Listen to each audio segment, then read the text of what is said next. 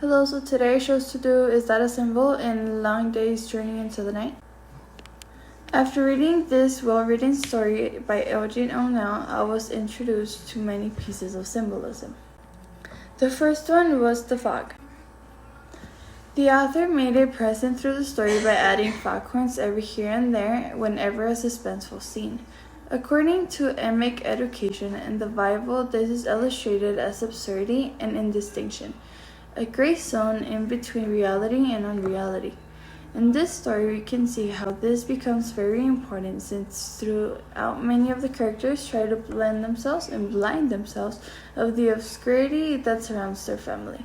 It is as if, like with fog, it is something they cannot escape.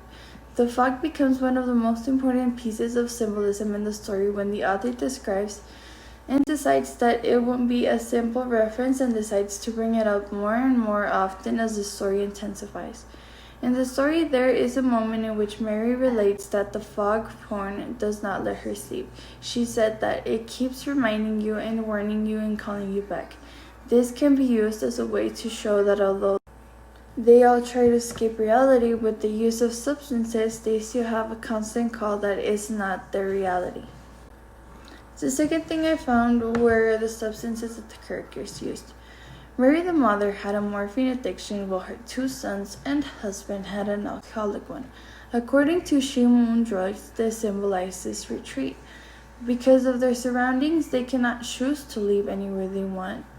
Through the story, whenever the characters weren't having a discussion, they would be turning to drugs and alcohol. The expensive bourbon that the men are drinking symbolizes their social class, since high class is usually the one to drink this. Something else that this represents is that it is a classic in America, which is something surprising since through the story the characters keep insinuating that they're of their Irish culture. This is very important since it shows that the idea that James at the time had some sort of an American dream and throughout it abandoned his culture, which would have been his Irish whiskey, which is an expensive drink in Irish culture. This is very important because when we see it as he did at some time work in the United States, he did live his natural culture. And now he has other things that he likes. It is also known as an abandoned culture. Later in the story, we get introduced to the third piece of symbolism, the car. This is a car that James buys his wife to show her that he cared very much about her, and also show those around them that he was a man with a good taste. Sadly, Mary was not captivated, but instead, because of all their constant fights and falseness, her and us see it as a way in which he was trying to remind himself and his mistakes in a failed attempt to fix his absences. This story takes place during one-day lapse, which brings the fourth symbolic piece.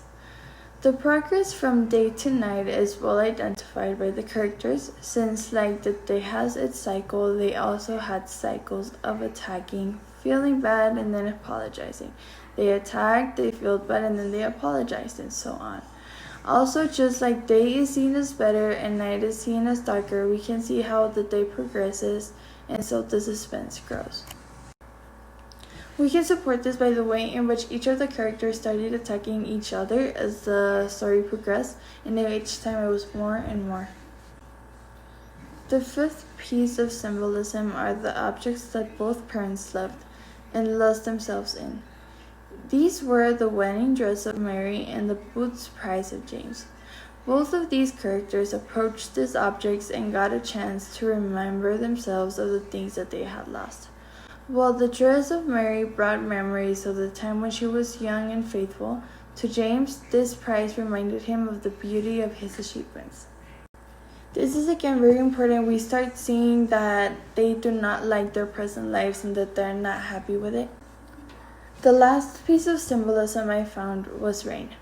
Rain is not mentioned through the story, but it is at the same time one of the first things that are introduced.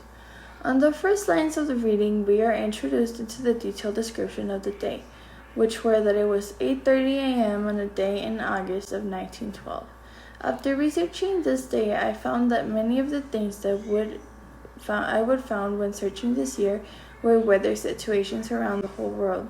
One of the things that I read were that in 1911 they had the warmest year on record, but then in 1912 came now, it was the wettest in over 200 years. This was mostly in August. Rain in this story would and does represent sadness, rejection, and despair, which are descriptions that would be given to each and every one of the characters. Edmund is constantly rejected by his older brother because he blamed the other for being the reason to the mother's health issues. The eldest brother was rejected by father since he thought of him as a fail, since he didn't finish school even with all the potential he had. Precisely, that is when he thought as his lost potential. Lastly, both father and mother, who were in constant sadness and despair because they had lost themselves and their happiness, were leaving their dreams behind and many other things.